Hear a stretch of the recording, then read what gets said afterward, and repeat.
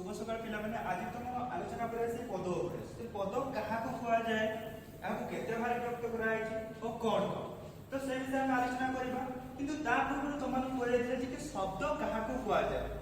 शब्द को प्रथम आलोचना हैला तो शब्द एक बा एकाधिक वर्ण मिलित होई कोनोसी अर्थ प्रकाश करले ताहाकू शब्द हुआ जाए एई शब्द को साधारणतः केता व्यक्त करा है ना चारि बार व्यक्त करा है कोन कोन ना होची देशज अछि वैदेशिक अछि दशम अछि तद्भव अछि तो एकदा छाड़ किंतु पद रूपे हमें शब्द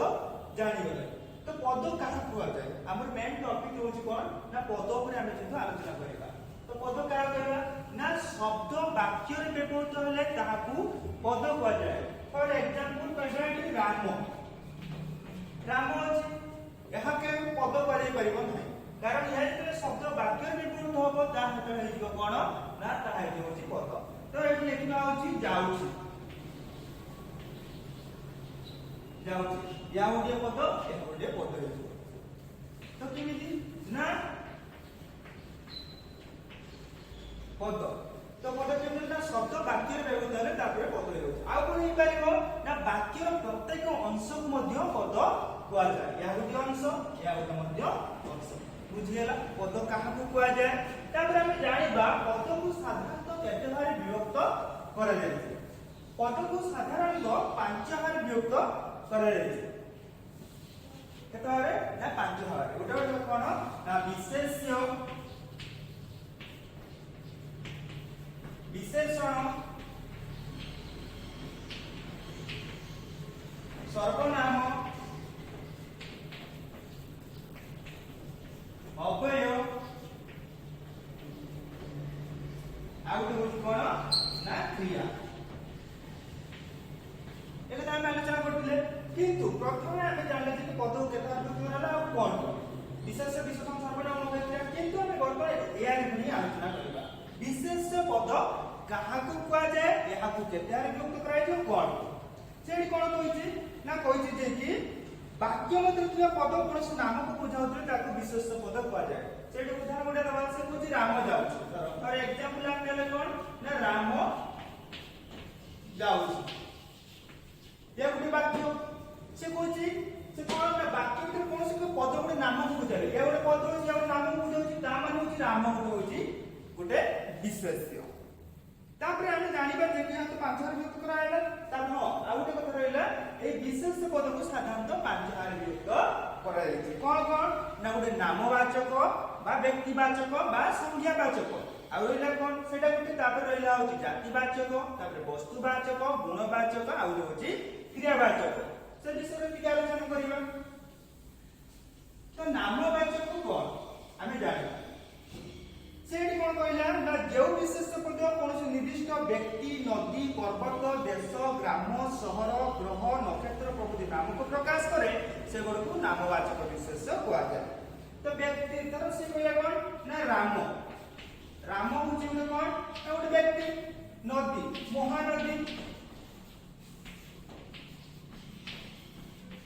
गंगा नदी हो कि जहां भी हो एटा होते कोन ना ये होची गोटे विशेष हैला तापर कोन होइला एटा होची नामवाचक रो गला सेठी से उदाहरण देछि कोन ना गोपबंधु सत्यवादी वन विद्यालय प्रतिष्ठा करथिले ताहले गोपबंधु कोन ना गोपबंधु होची नामवाचक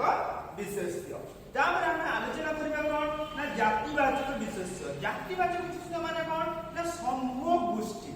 अर्थात हम फॉर एग्जांपल लेबा मनुष्य पुलिस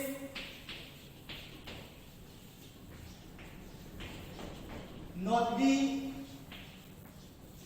ए सब गोटे समूह को बुझुछि अर्थात मनुष्य बेले अनेक प्रकार मनुष्य से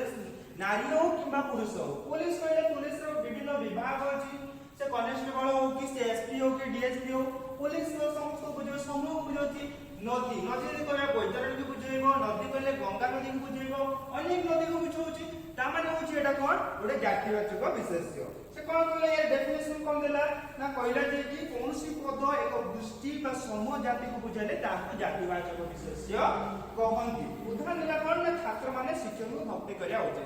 छात्र माने तो छात्र माने छात्र माने गोटे अनेक शिक्षक को बुझाऊँगी। तापर आम आलोचना करिया 3 नंबर कौन रहिला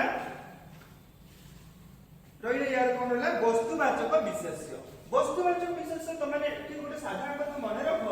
वस्तुवाचक विशेष्य कौन ना जो वस्तु साधारणतः ताको जेते भांगिले मध्य शेष पर्यंत तार सेही गुण को से बजाय रखे। फॉर एग्जांपल नबा सुना माटी हला तो ये प्रकार देखिबा सुना को तमे जेते भांगिबो शेष पर्यंत तार सेही गुण से बजाय रखे। तो ये आउ जोटे वस्तुवाचक विशेष्य माटी को तमे जेते भांगी मध्य सेही से माटी हेकी मध्य रहइबो। ये हाउ जो गोटे वस्तुवाचक विशेष्यर उदाहरण। सेठी कोन कहछि ना जो विशेष्य पद कोनसी वस्तुर नाम को बुझाए ताहा को वस्तुवाचक विशेष्य कहंती। एठी से उदाहरण देखि कोन ना पानी को पीबा पूर्व फुटे पीबा उचित। पानी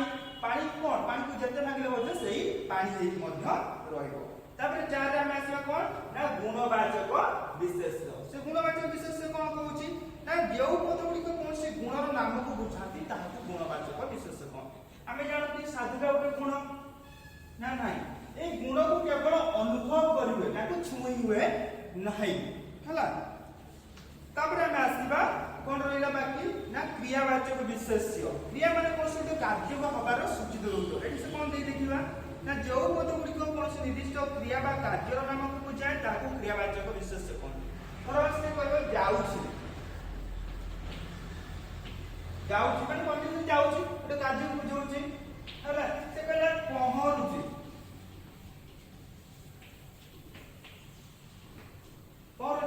माने से एक उदाहरण दे देछि कोन देछि ना देछि